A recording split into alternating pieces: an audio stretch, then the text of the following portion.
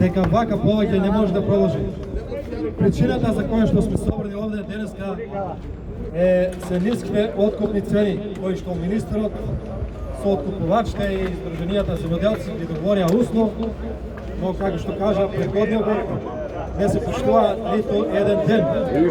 Значи беа договорени 30 денари, после 2 дена се 25 и другите класи сите пониски. Значи ништо тоа не се почитува.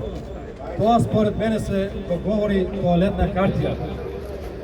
Уназад 30 городи и за лозјето и за другите култури се договори тоалетна картија кои што немаат никакви обврски, никакви казни. Тоа треба се прекине.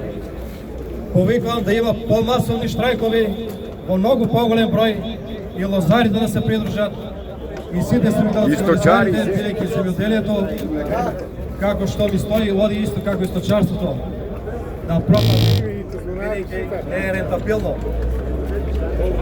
Затоа повикувам помасовен број и да успееме да направиме договор кој ќе биде црно на бело со документ кој ќе ги обврзува откупувачите, фабриките кои преработуваат, да се почитуваат тој договор.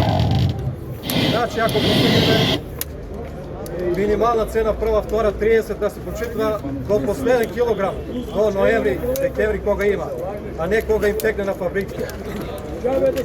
Исто да нема прекини во откупувањето и да ги има сите класи. Ако има прва класа 40, до крај да има 40. Прва, втора, до крај 40. Втора, исто и трета класа. Да нема никакви прекини, никакви мајмунски работи. Бидејќи тоа ги знаеме 2-3 дена откупуваат, демек нема пазар, ќе намала цената и пак ќе го земат пиперот по поевтино. Тоа го знаеме веќе, сите земјоделци го знаат.